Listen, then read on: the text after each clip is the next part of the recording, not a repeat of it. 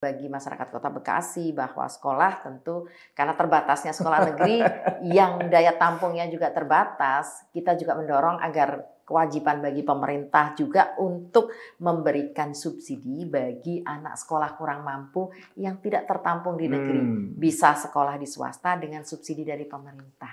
Kota maju itu harus dimulai dari warganya yang peduli. Katanya tak kenal maka tak sayang. So, sekarang aku kenalin. Ini dia klaster terakhir dari Citra Garden Bintaro, Dalbergia. Konsepnya tropical modern yang Eropa banget. Nah, di klaster baru ini kalian akan disuguhkan dengan view danau yang cantik di dalam perumahan. Kita mulai dengan Sena, dengan luas 5x12 meter, memiliki 3 kamar tidur dan 3 kamar mandi.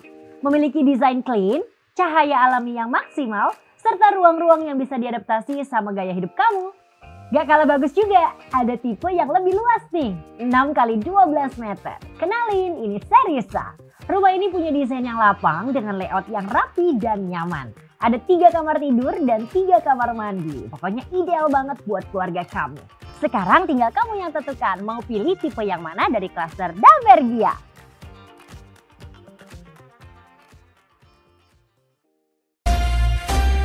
Sekaranglah waktunya. Sahabat Nawacita, pagi ini kembali ketemu dengan saya, Otto Lijebua di acara Sekaranglah Waktunya. Di studio Nawacita hadir tamu khusus saya di pagi hari ini, anggota DPRD Kota Bekasi, Ibu Haja Evi Mafrining Sianti, SEMM. Selamat pagi, Bu. Pagi. Apa kabar? Baik, saya lihat Ibu penampilannya sehat, cantik hari ini. Jadi hanya hari ini. Betul, ya, betul. Sehat. Harus sehat dan harus baik. Ya. Nah, sahabat Nawacita TV, di studio Nawacita, tamu saya pagi ini, anggota DPRD dari fraksi PAN Pembangunan, ya, tapi Ibu dari Partai Amanat Nasional.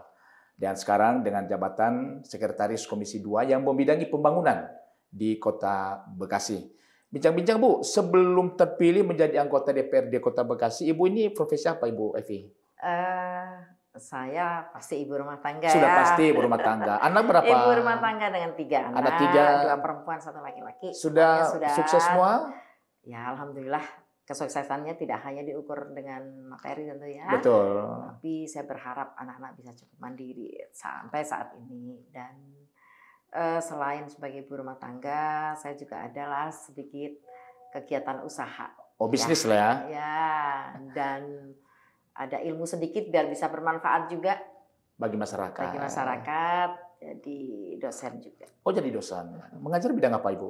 Ekonomi. Ekonomi. Nah, sebelum apa yang mendorong Ibu tertarik bahkan terjun di dunia politik dan memilih Partai PAN? Kalau dunia politik tentu nggak asing buat di keluarga ya. Iya. Karena saya lahirnya juga dari aktivis dulu bareng dengan yang saat ini jadi belahan hati. Oh. Suami sama-sama aktif di organisasi. Kemudian juga aktif di partai. Saat itu memang kita tertarik tentu saat awal sekali reformasi. Awal-awal reformasi. Ya, kelahiran reformasi itu kan salah satu dimotori oleh Bapak Profesor Amin Rais ya. Iya betul. Dan kemudian beliau membidangi Partai Amanat Nasional. Betul. Pilihannya adalah di situ karena bagian dari keinginan kita sebagai masyarakat juga berkontribusi untuk bangsa, tapi mungkin lebih besar kali ya kalau bangsa. Mungkin saat ini untuk Kota Bekasi. Dan saya diamanatkan di 2016 sebagai Ketua Umum sayap Partai PAN. Oh. Namanya Perempuan Amanat Nasional. Puan. Oh, perempuan. Ya, Oke. Ketua Umum Puan. Dan saya punya kewajiban juga untuk kader-kader perempuan di PAN untuk selalu siap ya ketika kesempatan diberikan kepada partai untuk kita maju dalam konsentrasi Pileg 2019 saat itu. Ya, luar biasa. Perempuan harus maju. Harus maju. Nah, sebagai Sekretaris Komisi 2 yang membidangi pembangunan, ini kan kita bicara pembangunan di Kota Bekasi. Ya, saya dapat informasi beberapa yang lalu bahwa sekarang kan di Kota Bekasi ada SLF namanya, sertifikat layak fungsi. Ya. Nah, data yang ada berapa kira-kira pembangunan yang sudah ada di Kota Bekasi dan bagaimana pengurusan SLF itu? Kalau sebuah kota maju, Ya. indikatornya tentu banyak ya. Ya. Ada gedung-gedung Mewah, megah, ya, pertumbuhan penduduk yang cukup padat ya, dan kemacetan. Indikator kemacetan pasti karena mobilnya banyak. Banyak. Yang punya mobil banyak, makin banyak Kota Bekasi, berarti indikator kesejahteraannya juga makin baik, insya Allah ya. Dan kita lihat keinginan pemerintah dan keseriusan pemerintah mengatur seluruh pembangunan di Kota Bekasi, tentu juga di dalamnya adalah terkait dengan gedung-gedung yang ada di Kota Bekasi. Gedung komersialnya 6.000-an lebih. 6.000-an? Ya, dan positifnya tentu kami di Komisi 2 mendorong agar seluruh gedung-gedung komersial itu juga harus dilengkapi dengan ketentuan regulasinya, harus memiliki SLF. Bagian dari izin usahanya kan juga harus punya SLF. Nah, ini tentu menjadi PR juga kami di Komisi 2 untuk bersama-sama mengawasi keberadaan gedung-gedung komersial agar sesuai dengan ketentuan yang berlaku. Pasti ini terkait dengan keselamatan, ya kan? Kalau yang namanya SLF itu di dalamnya juga mencakup bagaimana gedung itu bisa memberikan kenyamanan keselamatan bagi pengguna, ya kan? Dan tentu peruntukannya sesuai dengan izin yang diminta ya. Nah, di Kota Bekasi dari 6.500-an gedung tadi itu baru sekitar 650-an yang sudah memiliki SLF. Berarti apa? 10%? Sekitar 9-10%? Sekitar 9-10% baru. Masih jauh. Tapi tentu kita di Komisi 2 bersama-sama mendorong agar pemerintah serius juga untuk mapping juga beberapa gedung-gedung yang belum punya SLF itu juga harus didorong agar segera melengkapinya. Mudah-mudahan tiap tahun itu selalu bertambah ya. Karena satu yang menjadi ketertarikan bagi investor hadir di Kota Bekasi itu kan karena keseriusan pemerintah dalam mengelola kotanya. Betul. Termasuk soal gedung-gedung yang ada, kemudian soal kemacetannya, soal banjirnya, dan lain-lain. Itu artinya pemerintah memang punya kesungguhan untuk menata kembali. Makanya di beberapa kesempatan lain saya selalu sampaikan, ini perlunya ada review terkait tata ruang yang ada di Kota Bekasi. Iya. Nanti saya akan coba cek juga gedung di mana kita ada. Ini kan Remah Building ini. Jadi saya coba cek apakah sudah ada sertifikat layak fungsinya ya. Kita cek bersama nanti ya. Ya nanti saya coba cek. Karena dari angka 6.000 kalau hanya baru 600 itu angka 10% saja, masih jauh dari. Atau mungkin ini selain sosialisasi kurang, karena juga membutuhkan biaya yang tinggi sehingga gedung-gedung yang ini tidak atau berat untuk mereka mengurus SLF. SLF itu kan juga terkait berbagai stakeholder yang ada ya. Termasuk pemerintah juga harus merangkul bersama. Jadi ada tim terpadunya adalah lintas OPD itu juga perlu dihadirkan. Karena kalau berbicara SLF di situ ada kelaikan terkait dengan lalu lintas. Berarti ada dishub. Terkait dengan saluran jalan itu berarti hadir juga di situ ada DPMSDA, ada Dinas Perkintan, juga terkait dengan lingkungan, Dinas Lingkungan Hidup. Itu di situ ada sampah. Kebayang nggak kalau ada apartemen sekian ribu unit kamar gitu, ditambah hotel, sampahnya bagaimana? Itu kan juga harus dipikirkan. Sehingga ini perlu ada dibentuk namanya tim terpadu. Karena melibatkan banyak ini komponennya. OPD plus para pengusaha di Kota Bekasi sendiri. Harus kerjasama. Mereka juga harus punya integritas yang baik, punya kewajiban untuk memenuhi seluruh regulasi yang ditetapkan oleh pemerintah. Iya. Nah, sempat tadi Ibu katakan bahwa kalau ada bangunan tinggi mewah, ada banyak mall, ada macet, maka itu tanda sebuah kemajuan di wilayah itu. Nah, bukan begitu, ya kan? Iya. Nah, di Kota Bekasi ini, Bu, mall sudah terlalu banyak, Bu. Metropolitan Mall, Grand Mall, Summarecon Mall, Pakuwon, belum lagi yang lain-lain. Nah sekarang dari sekian banyak mall ini, menurut Ibu ini memberi kemajuan, berdampak nggak bagi masyarakat mall yang besar-besar ini? Jadi indikator kota modern selain gedung-gedung yang tinggi, kemacetan, kemacetan itu kan indikator mobilnya tambah banyak ya, terutama mobil pribadi nih. Iya. Sementara juga di Kota Bekasi sendiri lahan kita terbatas. Iya. Ada 12 kecamatan, 56 kelurahan.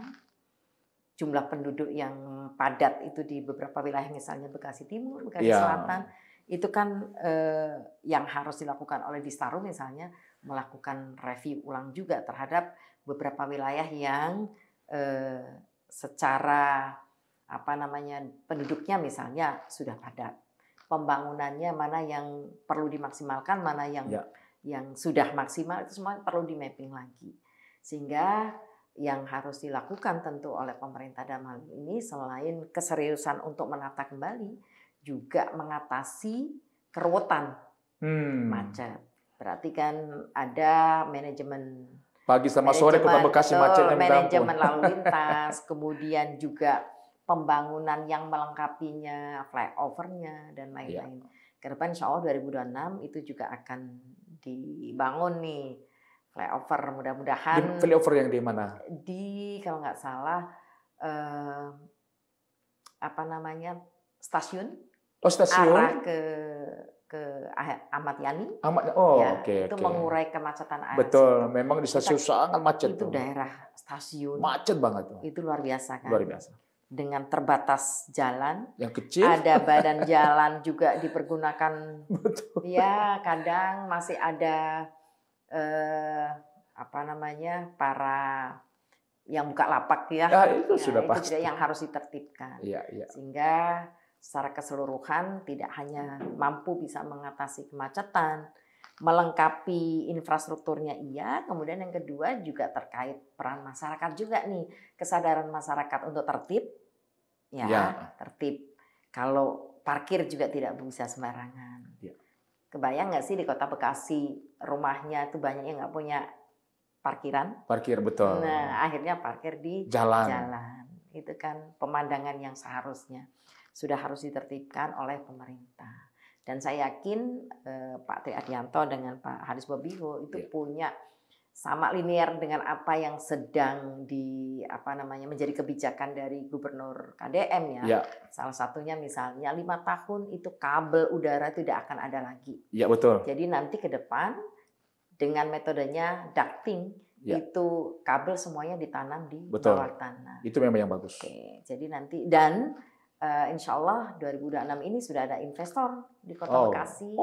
Ya, fiber optik kalau nggak salah yang nanti akan menjadi investor di Kota Bekasi. Tapi kan itu tidak akan mampu juga menyelesaikan secara keseluruhan karena luas sekali Kota Bekasi. Ya. Nah nanti ke depan saya juga ingin mengusulkan bahwa pemerintah juga bisa menggandeng dengan investor lain, pengusaha-pengusaha yang ada di Kota Bekasi yang punya kabel banyak. Ada Telkom, ada PLN, ada kalau PGN itu pipa ya. Iya, pipa di dalam. Ada terutama pengembang ISP. Iya betul. Itu mereka harus punya kewajiban juga untuk merapikan kabelnya. Memang nggak murah, saya yakin nggak murah ya. Nanam itu kan pasti cost-nya akan tinggi. Nah pasti akan ada jalan keluar. Termasuk misalnya di beberapa wilayah yang ternyata secara struktur kewilayahan misalnya tidak bisa dibangun kabel di bawah itu. Ya dipikirkan kembali apakah mungkin ada tiang besar yang dipergunakan untuk semua digabung. Iya digabung jadi satu sehingga secara estetika itu juga akan tampak indah, kenyamanan. Makin banyak nanti investor yang hadir di Kota Bekasi. Nah, kita kembali kepada masyarakat Kota Bekasi. Ini kan penduduknya kurang lebih 2,6 juta lah ya, penduduk Kota Bekasi. Ini kan harus disiapkan juga fasilitasnya. Ya. Nah, sebagai Komisi 2 yang membidangi pembangunan, kita kan harus hitung ini. Ada fasilitas olahraga, ada taman, fasilitas kesehatan, belum pendidikannya. Nah, sekarang di Kota Bekasi sudah memadai enggak? Semua fasilitas yang saya sebut ini tadi. Kalau spending mandatory itu kan kewajiban bagi pemerintah Kota Iya. Bekasi memenuhi RTH 30%. Ya, 20%-nya untuk ruang publik, 10%-nya baru untuk private ya. Ya. Nah, di Kota Bekasi sendiri belum sampai 20% Oh. untuk RTH-nya. Ini kan jadi catatan juga. Iya, iya. Sehingga kita dorong juga di Komisi 2 bahwa seluruh minimal setiap kelurahan dan nanti akan setiap RW bahkan mungkin setiap RT yang memungkinkan sudah memiliki fasos-fasum dipergunakan untuk taman resapan. Betul. Wajib ini taman resapan udah wajib. Minimal tiap RW. Nah, kadang ada beberapa wilayah di Kota Bekasi yang fasos-fasumnya terbatas. Kayak di Jati AC, Jati Makmur itu kan terbatas fasos-fasum. Betul. Terutama di perkampungan. Kalau di perumahan tuh kewajiban RTH kan memang sudah jelas ya. Jelas. Makanya kalau di perumahan itu akan lebih mudah untuk membuat taman resapan. Selain taman resapan juga sumur-sumur biopori ya. Itu mudah-mudahan nanti ada anggaran dari Dinas LH untuk keseriusan juga membuat sumur-sumur biopori tadi. Selain taman resapan yang memang diwajibkan untuk seluruh lingkungan di Kota Bekasi. Iya, tadi memang kelihatannya memang di Kota Bekasi sangat berkekurangan yang namanya resapan ya. Kita lihat ketika banjir beberapa waktu kemarin, itu dikenal Kota Bekasi paling luar biasa banjirnya. Ya. Kenapa? Ini memang mungkin salah satu penyebab karena resapan sudah tidak ada. Bulan apa ya? Maret ya? Maret. Itu Jabodetabek yang berdampak banjir. Kota Bekasi paling parah. Betul. Itu sekitar secara material kerugian sekitar 878-an miliar kurang lebih. Luar biasa. Itu paling tinggi di antara kota-kota di sekeliling Jabodetabek. Dan tentu karena sesuai instruksi Presiden bahwa seluruh pemerintah kota kabupaten harus juga melakukan efisiensi. Salah satu efisiensi yang dilakukan oleh pemerintah Kota Bekasi antara lain relokasikan untuk karena kebetulan kadarullah kemarin banjir, kemudian untuk menyelesaikan, menangani dampak dari banjir itu sendiri. Seperti jalan, selokan, jembatan, kemudian ruang-ruang publik yang perkantoran termasuk untuk pelayanan masyarakat, sekolah, kemudian juga puskesmas itu diprioritaskan. Oh gitu ya. Sekitar efisiensi 200-an miliar itu diperuntukkan antara lain. Ya, dari hasil efisiensi kemarin ya. Betul. Ya. Nah, kita kembali kepada fasilitas sekolah. Saya punya data bahwa di Kota Bekasi yang 12 kecamatan itu, SD itu 635 sekolah. Tapi negerinya 315, swastanya 320. SMP-nya 307, negerinya 56, swastanya 251. SMA-nya 115 sekolah, negerinya 22, swasta 93. SMK-nya 144 sekolah, negerinya 15, swastanya 129. Jadi dari data yang ada, jumlah sekolah SD, SMP, SMA, SMK di Kota Bekasi itu 1.201 sekolah. Yang punya negeri hanya 400, berarti hanya ada angka di 33%. Artinya swasta lebih jauh ya memiliki jumlah yang banyak. Nah, menurut Ibu di Komisi 2, dengan jumlah sekolah yang ada ini negeri secara khusus, ini sudah memadai. Mengapa saya katakan begini? Karena masyarakat bagaimanapun di Kota Bekasi selalu mereka mencari negeri. Karena swasta itu uang pembangunannya mahal, belum lagi ini ya. Negeri, sementara negerinya sedikit. Ya. Jadi pemerintah Kota Bekasi itu hanya punya kewenangan di SD dan SMP. Kalau SMA itu kewenangannya ada di Provinsi Jawa Barat. Ya. Karena kewenangannya itu di SD dan SMP, maka pemerintah punya kewajiban terhadap minimal adalah 20% sesuai dengan spending mandatory dari APBD itu diperuntukkan untuk pendidikan. Alhamdulillah tahun ini 2025 itu sudah 20%. Lebih dari 30%, itu sekitar 1,9 triliun dipergunakan untuk pendidikan Kota Bekasi. Termasuk di dalamnya adalah pembangunan unit sekolah baru, kemudian juga melengkapi, meningkatkan sarana prasarana sekolah, dan juga untuk peningkatan kualitas gurunya sendiri. Jadi kita dorong nih agar pemerintah juga punya keseriusan dalam rangka untuk peningkatan kualitas pendidikan Kota Bekasi. Termasuk kita mapping juga beberapa wilayah yang masih terbatas sekolah negerinya.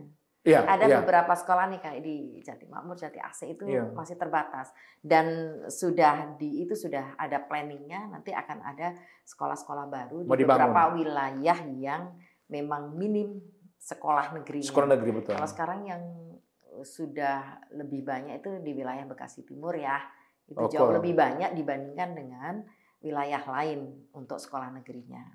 Tapi tentu bagi masyarakat Kota Bekasi bahwa sekolah tentu karena terbatasnya sekolah negeri yang daya tampungnya juga terbatas, kita juga mendorong agar kewajiban bagi pemerintah juga untuk memberikan subsidi bagi anak sekolah kurang mampu yang tidak tertampung di negeri. Bisa sekolah di swasta dengan subsidi dari pemerintah.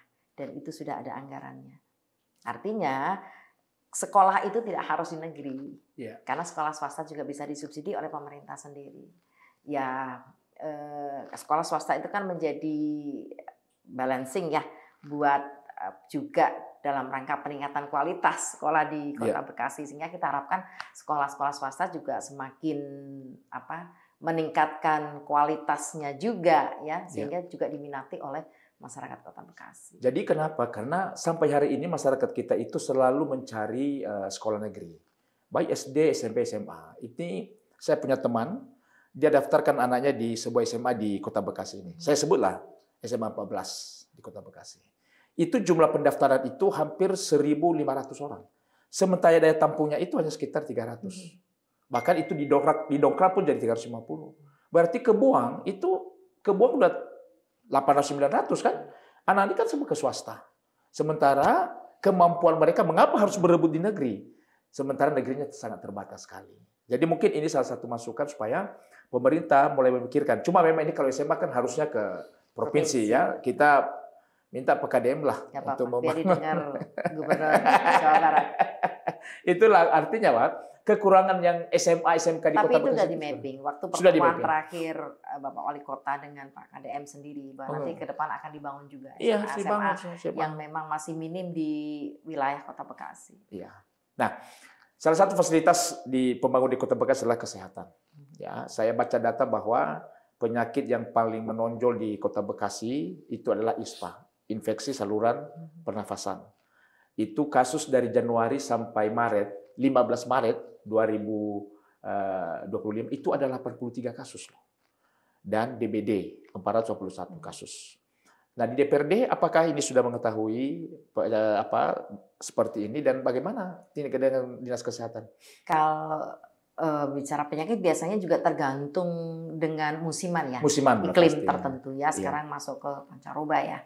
Dari hujan ke kemarau gitu ya, ke panas gitu. Pasti ini juga harus seluruh masyarakat Kota Bekasi masing-masing preventif untuk melakukan menjaga kesehatannya dengan baik, terutama mulai dari lingkungannya masing-masing ya. Dan kami tentu di DPRD mendorong agar ini menjadi keseriusan juga, terutama dinas terkaitnya adalah Dinas Kesehatan untuk beberapa wilayah yang menjadi daerah yang sifatnya menjadi pemicu ya, atau timbulnya dari penyakit itu sendiri mesti menjadi perhatian, terutama kalau bicara ISPA atau DBD itu kan terkait juga dengan lingkungan ya, dengan kesehatan udaranya dan lain-lain. Ini yang harus menjadi perhatian, termasuk di dalamnya kita mendorong dalam anggarannya. Dalam pengawalan kami di Badan Anggaran tentu memastikan bahwa anggaran itu juga harus sesuai dengan peruntukannya, terutama untuk sebesar-besarnya kepentingan masyarakat, termasuk anggaran kesehatan. Kita juga bangga juga bahwa angka terkait dengan cover kesehatan di Kota Bekasi juga alhamdulillah sudah maksimal ya di Kota Bekasi. Hampir seluruh masyarakat Kota Bekasi sudah punya cover asuransi baik BPJS yang disubsidi oleh pemerintah maupun BPJS mandiri. Ya kan mesti balance juga beberapa masyarakat yang punya kemampuan membayar harus bayar lah gitu ya. Dan kemudian subsidi silang sebagian namanya. lain betul, sebagian masyarakat yang memang harus subsidi. Tapi saya yakin ini menjadi perhatian perhatian pemerintah Ya. dalam menangani kesehatan masyarakat Kota Bekasi sendiri. Nah sekarang kalau ada masyarakat mau menyampaikan aspirasi, ini kan ada masa-masa reses juga nih. Artinya Bapak Ibu anggota DPRD kan kunjungan lah ke daerah. Pengalaman Ibu, setiap kali kunjungan ada reses itu biasanya aspirasi masyarakat itu apa saja sih lebih banyak? Oke. Apa keluhan mereka? Apakah meminta uang kah atau apa? RPJMD itu sudah disusun. Kebetulan saya salah satu wakil Pansus 4 itu terkait dengan RPJMD. Oh, oke. Nah, dalam RPJMD itu tertuang antara lain kebijakan-kebijakan 5 tahun ke depan Bapak Wali Kota. Jelas bahwa pembangunan Kota Bekasi ada frame besarnya RPJMD tadi, sehingga seluruh program-program yang melekat di masing-masing OPD itu harus sesuai, harus linear dengan kebijakan besar Kota Bekasi sendiri, ya. Dan kami saat ini sedang membahas terkait dengan KUA PPAS. Nah, dalam KUA PPAS harus lebih dulu dibahas dulu nih RKPD-nya. Kita bahas dulu RKPD-nya di masing-masing komisi. Jadi kita bermitra dengan komisinya, bahas terkait dengan program-program tahun depannya 2026. Jadi program prioritas mana dari masing-masing OPD, tapi programnya tentu harus linear juga dengan program besarnya pemerintah Kota Bekasi sendiri. Jadi yang memastikan itu adalah di masing-masing komisi, pendalamannya di masing-masing komisi. Nah, itu baru selesai. Sekarang sedang dalam pembahasan untuk KUA PPAS. Nah, rencana pembangunan Kota Bekasi sendiri itu disusun selain dari renjanya dinas, juga dari hasil reses anggota dewannya. Nah, reses anggota dewan itu dilakukan 1 tahun selama 3 kali. 3 kali dalam 1 tahun. Sudah 2 kali untuk tahun ini, tinggal sekali lagi semester di ketiga. Triwulan 3 ya. Betul. Reses itu sebenarnya kan kesempatan bagi masyarakat untuk berperan serta memberikan kontribusi lewat apa? Saran, masukan. Dan dalam kegiatan reses ini, anggota dewannya juga menyerap aspirasi, termasuk dari aspirasi masyarakat untuk memberikan kontribusinya terhadap prioritas-prioritas pembangunan di wilayah masing-masing. Apa yang dibutuhkan di sana? Betul. Kita di Dewan sebagai representasi yang mewakili kepentingan masyarakat punya kewajiban untuk mengawal dan merealisasikan aspirasi dari masyarakatnya. Ya, artinya kalau dilihat jalan ke perumahannya rusak, laporkan aspirasi ke DPRD, begitu ya? Jadi itu sebenarnya menjadi basis ya, menjadi basic dari pemerintah menyusun pembangunannya, sehingga kegiatan reses ini tidak sekedar seremonial sebenarnya. Nah, kalau kita mau nyampe aspirasi kita, apakah kita harus tahu dulu ini siapa dapil ini, siapa anggota dewan di dapil ini, atau boleh kepada semua anggota dewan? Reses itu dilakukan oleh masing-masing dewan di dapilnya. Di dapilnya. Oh, berarti kalau saya punya aspirasi, bangun jalan Pak di tempat saya, berarti saya harus cari siapa di anggota dewan di dapil ini. Iya. Oh, begitu ya. Akan lebih baik seperti itu. Tapi secara keseluruhan, namanya aspirasi kan bisa datang dari mana saja, ya kan? Gedung DPRD itu kan rumah rakyat. Siapa saja silahkan bisa boleh datang. Yang penting tertib. Betul, harus dilakukan dengan aturan juga. Ya. Nah, saya sempat berpikir tadi ketika Ibu mengatakan bahwa kita lihat Kota Bekasi memang agak macet. Jam-jam padat agak macet ya. Karena jalannya begitu sepi tapi kendaraan yang begitu ramai. Saya lihat ada usul Ibu tentang modernisasi angkutan umum di Kota Bekasi. Seperti apa ini usul Ibu ini? Kita lihat ya, kalau angkutan umum di Kota Bekasi terutama itu kan belum terintegrasi dengan digitalisasi ya.